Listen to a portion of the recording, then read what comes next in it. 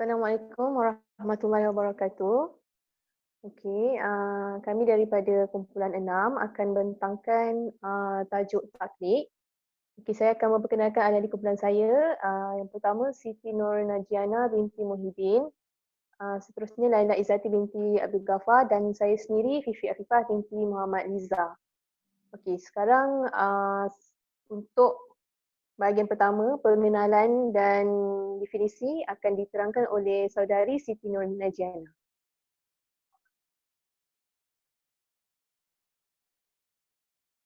Cerai, Assalamualaikum. Cerai secara taklid ini adalah antara bentuk cerai, antara 5 bentuk cerai yang diharuskan di dalam agama Islam. Taklid artinya perjanjian yang dibuat oleh suami selepas akad nikah mengikut hukum syarak dan seperti mana yang diperuntukkan dalam Undang-Undang Keluarga Islam Negeri. Taklid talak diperuntukkan dalam enactment Undang-Undang Keluarga Islam di Malaysia bertujuan untuk melindungi hak dan kepentingan wanita. Cerai taklid boleh disabitkan apabila berlaku pelanggaran ke atas taklid dan setelah aduan dibuat serta disahkan oleh mahkamah. Seterusnya, untuk definisi taklid, okay. Definisi taklid, definisi talak dari segi bahasa adalah melepaskan dan merungkaikan ikatan. Manakala dari segi bahasa, definisi taklid gantung ataupun sangkut. Seterusnya menurut syarak, talak definisinya adalah membubarkan akad menggunakan lafaz yang khusus seperti talak atau lafaz seumpamanya seperti lafaz kinayah. Manakala menurut syarak, definisi taklid menurut syarak diteliti menurut definisi yang diberikan oleh fuqaha. Jumhur fuqaha yang terdiri daripada Al-Hanabiyah, Al-Malikiyah, Al-Syafi'iyah dan sebahagian Al-Hanabilah mendefinisikan taklid sebagai suami menyandarkan talak kepada sifat atau syarat yang akan berlaku pada masa terkehadapan. Ibnu Taymiyah mempunyai pendapat yang berbeza. Definisi Ibnu Taymiyah memberi penekanan kepada tujuan atau niat suami untuk melafazkan talak. Ibnu Taymiyah meletakkan niat untuk membubarkan perkahwinan sebagai prasyarat kepada taklid untuk mensabitkan talak. Walau bagaimanapun, meskipun jumhur fuqaha dan Ibnu Taymiyah berbeza pandangan dalam mendefinisikan taklid tadi, namun mereka bersetuju bahawa taklid ialah suami menyandarkan talak kepada suatu masa terkehadapan. Perceraian tidak akan berlaku semasa suami melafazkan lafaz taklid, tetapi hanya berlaku sekiranya syarat yang disebutkan dalam lafaz tersebut terjadi pada masa hadapan. Seterusnya, dalil pensyariatan talak. Dalil pensyariatan taklid. Dalil pensyariatan taklid berdasarkan surah Al-Ma'idah ayat 1 yang bermaksud, wahai orang-orang yang beriman, penuhi serta sempurnakanlah perjanjian. Seterusnya firman Allah dalam surah Al-Isra sebahagian ayat 34 yang bermaksud, dan sempurnakanlah perjanjian dengan Allah dan dengan manusia, sesungguhnya perjanjian itu akan ditanya. Kerana itu terdapat juga hadis Rasulullah yang bermaksud, orang Islam terikat kepada syarat-syarat mereka yang mana berlakunya banyak perkara itu. Di zaman Nabi SAW dan zaman sahabatnya termasuklah berkenaan dengan talak tali ini seperti mana yang diriwayatkan oleh Imam Bukhari, Abdullah bin Umar berkata telah membuat syarat taklid oleh seorang lelaki akan isterinya jika sekiranya ia keluar. Berkata Ibnu Umar, sekiranya perempuan itu keluar maka jatuhlah talak dan jika tidak keluar maka tidak ada apa-apa. Terdapat juga dalil yang diriwayatkan oleh Uqbah bin Amin bahawa Nabi Muhammad SAW bersabda, maksudnya syarat yang lebih utama dan wajar ditunaikan ialah yang menjadikan persetubuhan halal. Seterusnya, di dalam kitab I'anat At-Talibin jilid 4 surat 41 menyatakan penggantungan talik talak sebagaimana penggantungan kemerdekaan adalah dibolehkan dengan beberapa syarat, iaitu suami tidak boleh menarik semula taklik tersebut sebelum terjadi apa yang disyaratkan itu, dan talak terjadi sebelum syarat-syarat itu dipenuhi. Di dalam kitab Al-Fiqh Al-Aslami wa Adilatuh jilid 7 muka surat 569 ada menyebut para imam mazhab yang empat bersependapat jatuh talak yang tergantung, yakni bertaklid, jika wujud perkara yang menjadi tempat bergantungannya. Sama ada perkara itu merupakan perbuatan salah seorang daripada suami atau isteri ataupun suatu perkara yang luar daripada perbuatan manusia. Dan sama ada taklid itu sebagai sumpah, iaitu menggalakkan agar melakukan sesuatu atau meninggalkannya atau untuk menguatkan khabar, ataupun sebagai syarat yang dimaksudkan berlaku jawab syarat. Baiklah, seterusnya tentang pembahagian taklid. Pembahagian taklid menurut pendapat para pengkaji taklid ada dua jenis. Yang pertama taklid rasmi dan juga taklid lisan. Untuk taklid rasmi dikategorikan sebagai cerai taklid yang diwajibkan oleh peraturan dan undang-undang negeri tanpa kena-mengena dengan kehendak suami dan jauh sekali dari niat hendak menceraikan isteri atau untuk memperbaiki suatu keadaan. Bagi tujuan penerangan, kami akan merujuk kepada lafaz taklid di negeri Selangor, Perak dan Terengganu. Lafaz taklid di Selangor, saya mengaku apabila saya tinggalkan isteri saya, nama isteri, selama 4 bulan hijrah berturut-turut atau lebih dengan sengaja atau paksaan, dan saya atau wakil saya tiada memberi nafkah kepadanya selama tempoh yang tersebut, padahal ia taatkan saya atau saya melakukan sebarang mudarat kepada tubuh badannya, kemudian ia mengadu kepada mahkamah syariah, dan apabila sabit aduannya di sisi mahkamah syariah dan ia memberi kepada mahkamah syariah yang menerima bagi pihak saya RM1, maka pada ketika itu tertalak ia dengan cara talak puluh. Kami juga ada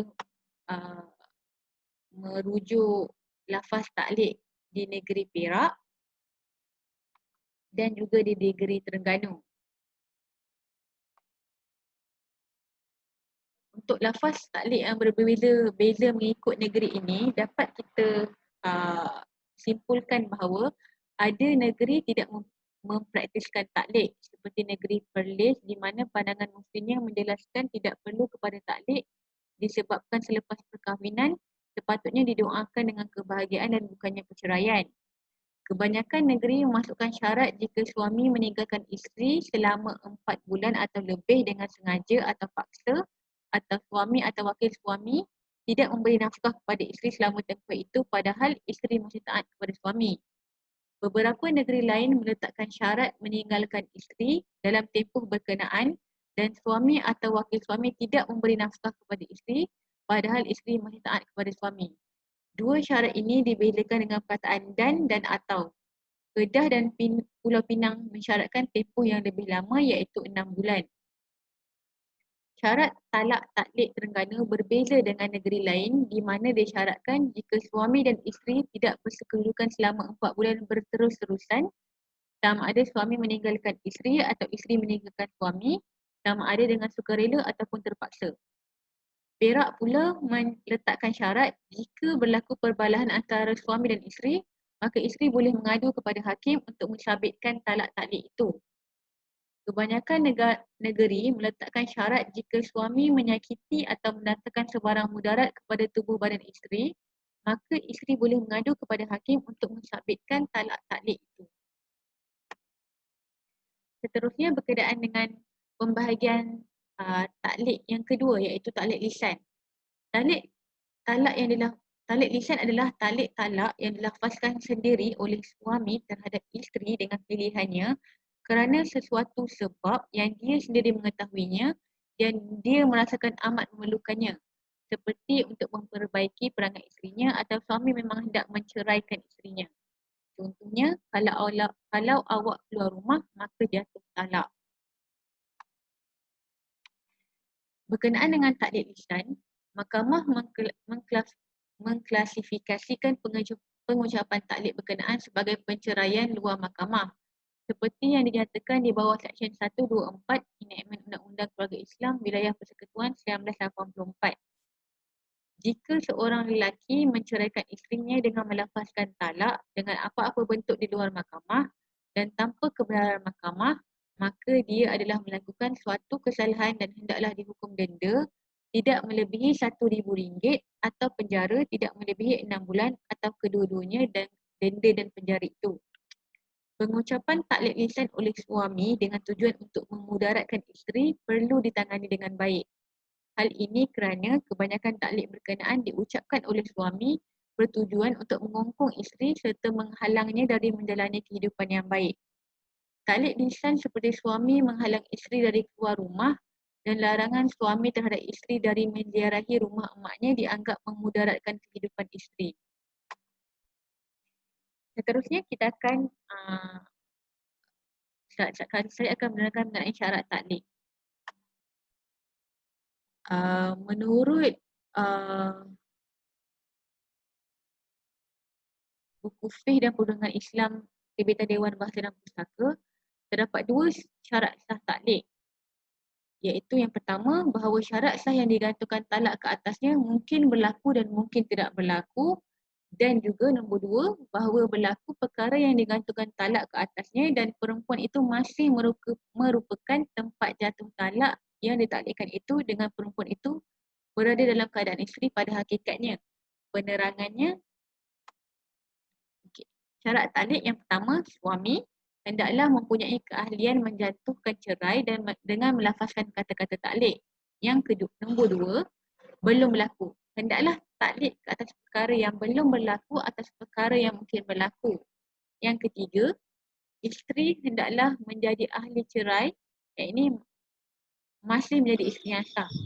Yang keempat, contohnya suami berkata kepada isteri, jika engkau keluar dari rumah ini sepanjang kejadian aku, jatuhlah talak engkau. Atau apabila engkau pergi ke rumah si Anu, jatuhlah talak. Apabila berlakunya perkara yang bertentangan dengan syarat yang dilafazkan, maka terjatuhlah talak menurut hukum syarak. Baik, untuk menerangkan slide seterusnya, saya menjemput saudari Izati untuk menyambung pembentangan. Assalamualaikum warahmatullahi wabarakatuh. Seterusnya saya akan membentangkan berkenaan dengan pandangan jumhur fuqaha. Boleh ke next slide? Okey. Jumhur fuqaha ni terdiri daripada mazhab Al-Hanafiyah, Al-Malikiyah, Al-Syafi'iyah dan juga sebahagian ulama Al-Hanabilah. Jumhur fuqaha berpandangan talak sabit apabila berlaku syarat yang telah disebutkan oleh suami. Pandangan mereka ni berdasarkan kepada kepada ayat Al-Quran, surah Al-Baqarah ayat 229. Yang berbunyi talak yang boleh dirujuk kembali itu hanya 2 kali. Sesudah itu bolehlah ia rujuk dan memegang terus isterinya itu dengan cara yang sepatutnya atau melepaskan, yakni menceraikan dengan cara yang baik, dan tidaklah halal bagi kamu mengambil balik sesuatu dari apa yang telah kamu berikan kepada mereka, iaitu isteri-isteri yang diceraikan itu, kecuali jika keduanya iaitu suami atau suami isteri tidak dapat menegakkan aturan-aturan hukum Allah. Oleh itu, kalau kamu khawatir bahawa kedua-duanya tidak dapat menegakkan aturan-aturan hukum Allah, maka tidaklah mereka berdosa mengenai bayaran tebus talak yang diberikan oleh isteri untuk menebus dirinya dan mengenai pengambilan suami akan bayaran itu. Itulah aturan-aturan hukum Allah, maka janganlah kamu melanggarnya, dan siapa yang melanggar aturan-aturan hukum Allah, maka mereka itu adalah orang-orang yang zalim. Dekat sini jumhur fuqaha berpandangan bahawa talak tu sabit. Kalau apa yang disyaratkan apabila suami tu menyebut apabila berlaku syarat yang telah disebutkan suami. Maksudnya syarat syarat-syarat tertentu yang disebutkan oleh suami, so jatuhlah talaknya. Okay, next slide. Okay, jumhur fuqaha menjelaskan ayat Al-Quran tersebut bersifat umum dan tidak menyatakan keadaan yang tertentu untuk dalam mensabitkan talak. Oleh itu, talak sabit sama ada dibuat secara langsung atau melalui taklid. Okey, dekat sini maksudnya jumhur fuqaha menyatakan bahawa talak tu akan terjatuhnya talak tu secara lafaz langsung. Contohnya, suami aku lafazkan kau dengan talak satu. Itu bagi jumhur fuqaha pun lafaz tu tertalak lah, ataupun melalui taklid, atau contohnya syarat. Contohnya kalau kau keluar daripada rumah tu, jatuh talak. Maksudnya ada syarat-syarat tu. Bila suami tu melafazkan syarat tu, maksudnya jatuhlah talak kepada isteri tu. Okey, menurut hadis daripada Abu Hurairah radhiyallahu anhu berkata, Rasulullah sallallahu alaihi wasallam bersabda, orang Islam itu perlu berpegang dengan syarat mereka. Macam saya maklum tadi, sekiranya suami menyatakan syarat taklid, sebagai contoh kalau keluar rumah tu jatuh talak, so orang Islam ni berpegang kepada syarat mereka. Okay, berdasarkan hadis tersebut, jumhur fuqaha berpandangan taklid adalah satu syarat yang diletakkan oleh suami untuk mensabitkan talak. Okay. Syarat ini akan diambil kira oleh dan dikuatkuasakan oleh syarat selama mana syarat tersebut tidak bertentangan ketetapannya. Oleh itu, talak sabit apabila berlaku syarat yang telah disebutkan oleh suami. Seterusnya. Okay, berkenaan dengan peruntukan undang-undang mengenai taklid. Okay.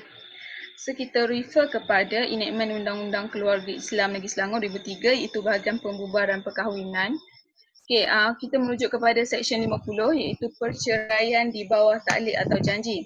Okay, Seksyen 51, seseorang perempuan yang bersuami boleh jika berhak mendapat perceraian menurut syarat-syarat surat perakuan taklid yang dibuat selepas berkahwin, memohon kepada mahkamah untuk menetapkan bahawa perceraian yang demikian telah berlaku. Okay, maksudnya kalau seorang perempuan tu dia berkahwin mengikut undang-undang syariat Islam, mengikut undang-undang syariat di Malaysia, jadi setiap perkahwinan tu selepas daripada akad nikah, seorang suami akan melafazkan taklid.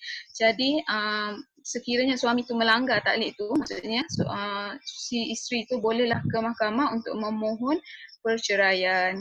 Okay, yang kedua, mahkamah hendaklah memeriksa permohonan itu dan membuat satu penyiasatan mengenai sahnya perceraian itu, dan jika berpuas hati bahawa perceraian itu adalah sah mengikut hukum syarak, hendaklah mengesahkan dan merekodkan perceraian itu dan menghantar satu salinan rekod yang diperakui kepada pendaftar yang berkenaan dan kepada ketua pendaftar untuk didaftarkan. Okay, maksudnya bila seorang isteri ni buat laporan, buat report dekat mahkamah syariah, jadi mahkamah syariah akan memeriksa dululah permohonan tu, dan kemudian sekiranya berpuas hati, so akan merekodkan perceraian. Okay, seterusnya. Okay, di Malaysia, dasar undang-undang negara telah menetapkan talak taklid menjadi suatu kemestian terhadap setiap pasangan setelah akad nikah dilaksanakan yang mana tidak bertentangan dengan hukum syarak dan undang-undang syariah. So, mana-mana pasangan yang berkahwin di Malaysia, sekiranya ikut undang-undang negara, kita akan ada lafaz taklid selepas akad nikah, ya. Okay, seterusnya. Okay, ini adalah contoh borang 4A. Okay, so setiap pasangan sebelum berkahwin tu dia akan ada isi borang, dan last sekali dia akan isi borang 4A, iaitu rekod catatan akad nikah beserta dengan satu lagi slide kat bawah tu adalah surat perakuan taklid. Okay, next slide. Okay, ni adalah surat perakuan taklid lah. Ni adalah surat perakuan taklid Negeri Selangor. So, selepas akad nikah, suami akan lafazkan surat taklid ni. Jadi lafaz suami tu adalah syarat. So sekiranya suami melanggar syarat yang telah ditaklidkan, maksudnya jatuhlah taklid bagi isteri dia. Okay, seterusnya. Okay, kita merujuk pula kepada enactment Undang-Undang Keluarga Islam bahagian pendaftaran perkahwinan. Okay, so Seksyen 26 ni nak menceritakan selepas daripada pasangan tu berakad nikah dan juga melafazkan talak, dia perlu ke dia perlu mendaftarkan perkahwinan dia lah. So kita akan dapatlah salinan kad kahwin dan juga salinan taklik tu. Okey.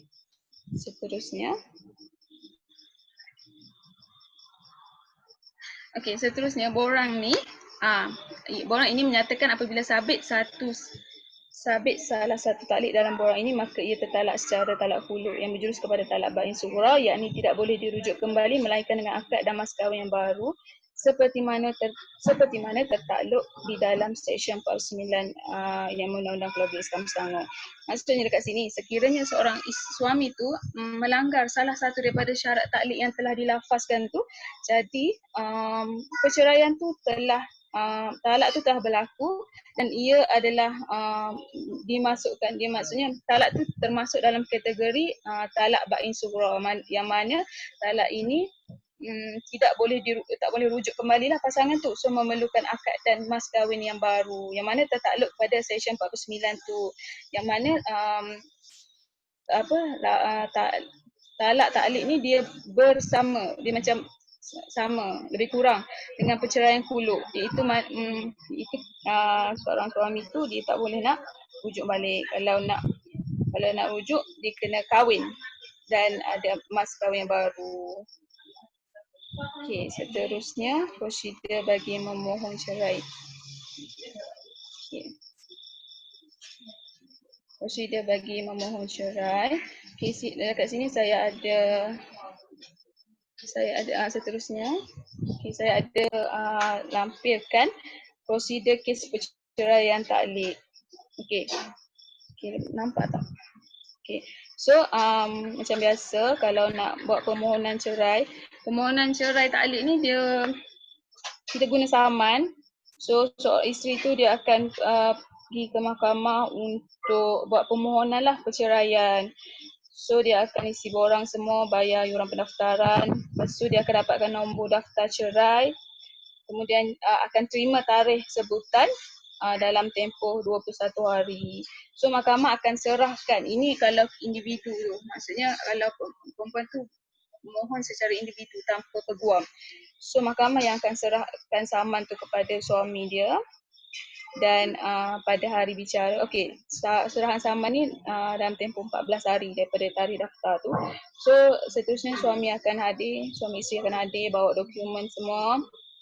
So kalau ada pembelaan boleh masukkan pembelaan semua. Dan seterusnya perbicaraan akan berlaku semua. So sekiranya permohonan cerai itu diterima, so mahkamah akan jatuhkan talak lah. Tapi sekiranya tak diterima, kita akan ada rayuan ke peringkat mahkamah yang lebih tinggi dalam tempoh 14 hari dari tarikh keputusan. Okay, seterusnya, tadi permohonan cerai tau. Okay, seterusnya sebelum tu ini adalah pengesahan lafaz perceraian. Tadi permohonan cerai taklik. Ya, ini adalah pengesahan lafaz perceraian. Which mean laki tu dah lafaz, suami dia tu dah lafaz dekat luar mahkamah. So ini adalah permohonan macam mana, tuntutan macam mana nak mengesahkan lafaz perceraian tu. Okey, sama je. Macam tadilah saya cakap tadi. Si isteri itu akan pergi ke mahkamah untuk serah borang permohonan perceraian dan bayar fee, lepas tu daftar, lepas tu akan dapat tarikh bicara 21 hari dalam tempoh 21 hari dan suami isteri akan hadir pada masa yang ditetapkan. Mahkamah akan serahkan saman kepada suami atau isteri dalam tempoh 14 hari tu. Okay, so bila mahkamah siasat, kalau mahkamah mendapati bahawa telah terdapat lafaz taklik di luar mahkamah, which contohnya macam kalau keluar daripada pintu rumah ni, aku ceraikan kau dengan talak satu contohnya. So bila mahkamah mensabitkan lafaz itu sebagai lafaz taklik bersyarat, so mahkamah akan jatuhkan keputusan bahawa lafaz tu sahlah. Lafaz suami tu adalah lafaz talak. So mahkamah akan buat keputusan bahawa perkahwinan mereka terbubar dan sekiranya suami tu nak buat permohonan So dia bolehlah. Dia boleh ke?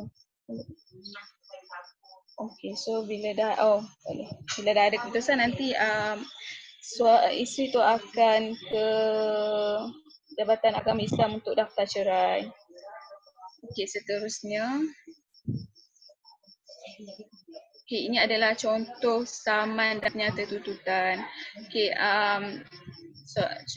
so jenis kod tuntutan cerai taklik adalah 057.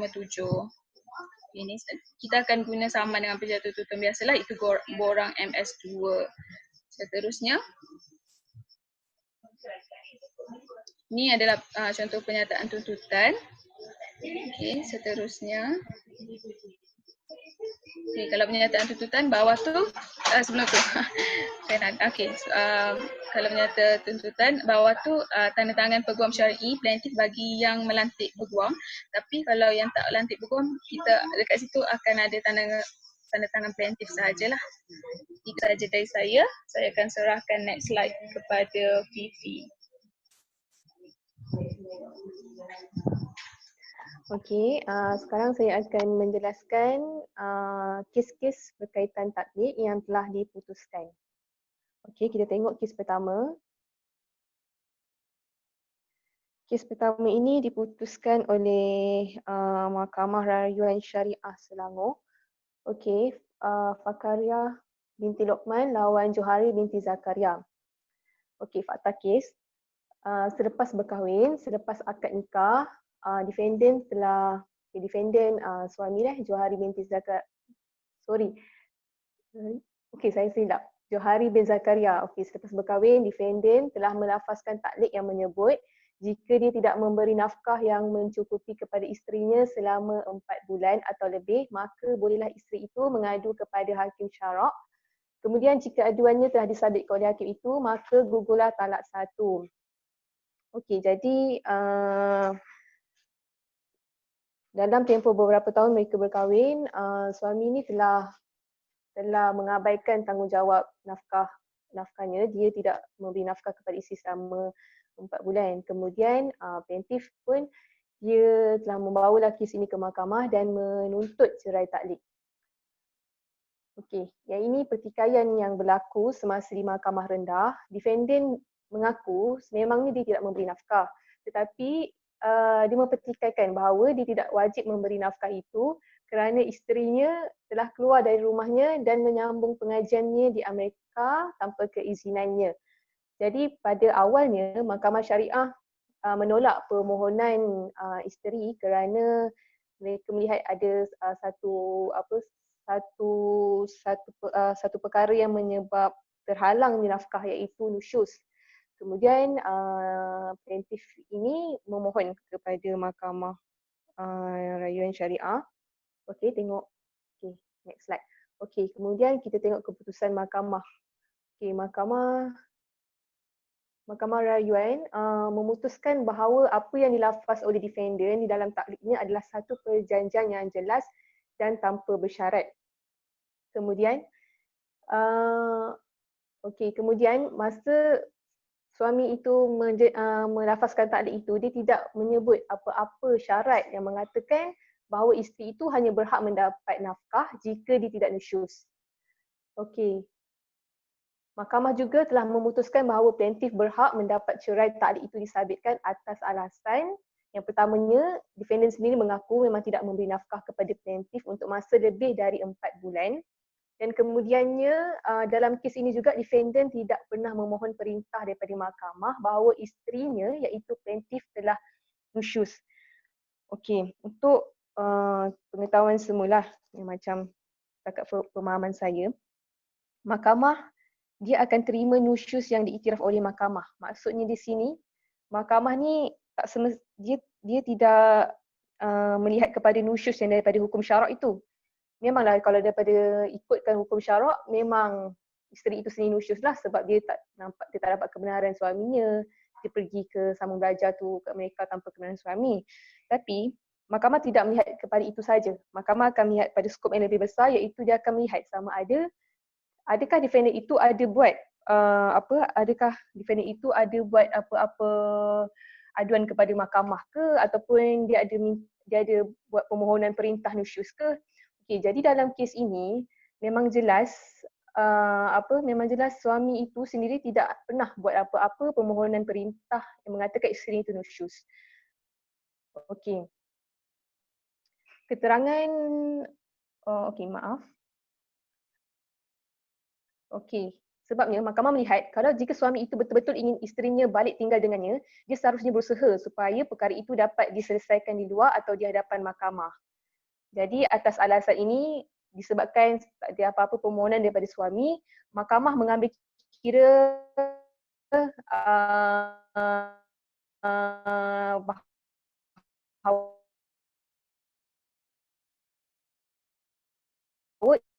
isteri itu kes kedua.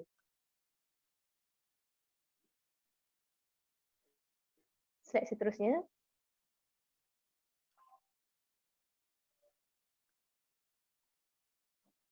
Okey, contoh kes kedua ini diputuskan di Mahkamah Rendah Syariah Terengganu pada tahun 2017. Okey, Nur Azma Tengah lawan Ahmad Arifin. Okey, fakta kes pada 21 bulan 12 2016, kira-kira jam 11.59 malam, responden iaitu suami Ahmad Arifin ni dia telah melafazkan cerai kepada pemohon melalui SMS menggunakan telefon anaknya dengan patah kata jangan bagi dia keluar seorang diri dan jangan bagi dia kerja. Kalau dia ingkar maka tertalaklah dia dengan talak 3. Okey. Dan kemudian lafaz cerai yang dikatakan oleh responden ini hanya akan membawa kepada perceraian bila mana berlakunya pelanggaran lafaz taklid tersebut. Maksudnya bila isteri dia terkeluar, maka di situlah akan timbul isu sama ada jatuh ke tak talak itu. Okey, kemudian sewaktu lafaz cerai diucapkan, pemohon ini tinggal bersama anaknya di kuartus guru Sekolah Menengah Kebangsaan Tun Telanai kerana pemohon mula tinggal bersama anak kira-kira 3 hari sebelum lafaz itu diucapkan. Okey, di sinilah berlakunya pelanggaran taklid itu di mana pada 28 bulan 12 2016, betul-betul seminggu selepas lafaz itu yang dikirim melalui SMS itu, pemohon ini dia telah melanggar taklid itu. Di mana dia keluar dari rumah bersama anaknya ke tempat kerja untuk bekerja di kedai nasi kukus di Wakaf Berluas. Okey, selepas berlakunya pelanggaran taklid sedemikian, pemohon iaitu isteri ini dia memohon agar permohonan pengesahan lafaz ini diputuskan oleh mahkamah. Okey, kita lihat keputusan mahkamah.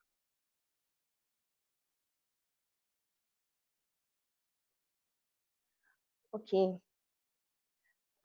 Mahkamah sebelum dia mensabitkan jatuhnya talak ini, mahkamah dia akan mengambil kira kesemua rukun-rukun talak adakah dipenuhi atau tidak. Okay, seperti yang kita maklum, rukun talak itu sendiri ada 5, iaitu pertama suami. Rukun pertama suami. Maksudnya sini suami yang melafazkan talak itu dan betulkah ada wujudnya ikatan perkahwinan antara mereka. Kedua, rukun kedua adalah sirah. Rukun ketiga qasad dan niat. Rukun keempat kepada siapa talak ditujukan, isteri yang mana, sama ada isteri yang, contoh kalau suami tu ada 2 isteri, so isteri pertama ke, isteri kedua ke, macam tu. Dan kemudian rukun kelima iaitu wilayah kekuasaan, maksudnya kekuasaan suami melafazkan talak itu. Okey, jadi dalam kes ini mahkamah melihat kepada semua rukun-rukun ni. Okey, mahkamah, tapi apa yang saya nak fokuskan di sini adalah berkenaan dengan rukun kedua, ketiga dan kelima, iaitu berkenaan sirah, qasad dan niat dan juga kekuasaan suami melafazkan talak. Sebabnya benda yang rukun kedua ke atas ini yang berkaitan dengan nak tengok lafaz taklid itu sendiri. Kalau rukun satu tu memang mahkamah dah dapatilah memang suami yang melafazkan talak itu. Okey, kita tengok yang berkenaan lafaz taklid itulah. Okey, mahkamah memutuskan bahawa telah berlaku perceraian di antara pemohon dan responden dengan perceraian talak 3 kali pertama Fa'in Kubra daripada pelanggaran lafaz taklid suami oleh isteri pada 28 Disember 2016. Mahkamah berpuas hati bahawa responden telah menggunakan lafaz taklid yang bermaksud mengaitkan berlakunya talak dengan satu peristiwa atau perbuatan sebagai syarat berdasarkan Seksyen 2 Enactment Undang-Undang Pentadbiran Keluarga Islam Terengganu 1985 yang menyatakan taklik artinya ikrar, sama ada secara lisan atau bertulis yang dibuat oleh suami sesudah akad nikah atau bila-bila masa kemudiannya bahawa isterinya akan tertalak apabila berlakunya kejadian yang ditentukan dalam ikrar itu. Okey, seterusnya. Okey, dalam ini juga mahkamah dapati, mahkamah atas lepas mengambil kira, okey. Mahkamah juga merujuk kepada fatwa yang dikeluarkan oleh Majlis Fatwa Kebangsaan pada 27 Julai 2023 yang menyatakan talak dalam bentuk tulisan yang jelas daripada suami yang ditujukan kepada isterinya secara khusus seperti melalui fax milik, SMS, email dan sebagainya merupakan talak yang berbentuk kinayah dan adalah sah jika disertai dengan niat. Okey, jadi kita tengok kat sini, apabila mahkamah merujuk kepada seksyen enactment Terengganu dan juga kepada majlis fatwa itu, mahkamah dapati lafaz yang dihantar melalui SMS di dalam kes ini adalah dalam bentuk yang nyata. Sebab dia memang dah sah-sah cakap akan jatuh talak 3 kalau dia keluar. Kan, sebab dia mengandungi perkataan talak. Tetapi ia berbentuk kinayah kerana dihantar melalui SMS, bukan melalui lisan secara berhadapan, secara orang kata face to face lah. Jadi oleh itu penggunaan lafaz tersebut sebagai cerai perlu disertai dengan niat perceraian oleh suami kepada isterinya ketika melafazkan lafaz tersebut. Jadi semasa keterangan, mahkamah dapati responden ini berada dalam keadaan waras dan tanpa paksaan dan memahami perbuatan beliau. Mahkamah menyoal responden apakah yang dimaksudkan dengan lafaz keluar seorang diri. Responden pun mengaku lafaz tersebut bermaksud kalau pemohon itu keluar berseorangan, maka jatuhlah talak itu. Okay. Kemudian mahkamah juga menyoal responden berkenaan dengan maksud taklik yang dilafazkan sebagaimana dalam affidavit tersebut. Responden menjelaskan taklik tersebut bermaksud sepanjang tempoh pemohon tinggal dengan anak pemohon, beliau tidak membenarkan pemohon keluar berseorangan dan tidak membenarkan pemohon bekerja. Jadi bila mahkamah dapati keterangan responden ni macam tegas dan serius, niat memang difahamlah, faham apa yang diucapkan itu, maka mahkamah berpendapat responden ini serius dan tegas dengan niatnya untuk menceraikan pemohon sekiranya berlaku pelanggaran. Jadi di sini memang dah cukuplah rukun itu di mana sirahnya qasad dan niat memang ada dan kekuasaan suami melafazkan talak itu pun ada sebabnya suami itu bukan dalam keadaan terpaksa melafazkan cerai itu. Jadi mahkamah telah mensabitkan talak 3. Okey, seterusnya kita lihat kes ketiga. Juga diputuskan oleh Mahkamah Rendah Syariah Terengganu, Mastura binti Awang lawan Muhammad Nazri bin Ismail. Okay, kes ini diputuskan pada tahun 2016. Okay, kita tengok fakta kes. Okey, pemohon mendakwa. Pemohon di sini isterilah Mastura binti Awang ni. Dia mendakwa bahawa antara pemohon dan responden telah tidak bersekedudukan bersama melebihi 4 bulan sebagaimana lafaz taklik responden. Berlaku ketidaksekedudukan antara pemohon dan responden selepas responden telah bertindak keluar dari rumah kediaman mereka di Terengganu. Dalam tempoh itu, responden juga tidak pernah balik untuk tinggal bersama dengan pemohon. Okey, harus kita kena ketahui kat sini, bukan tak ada usaha untuk memujuk responden tu. Pemohon ni ada juga usaha untuk hubungi responden tetapi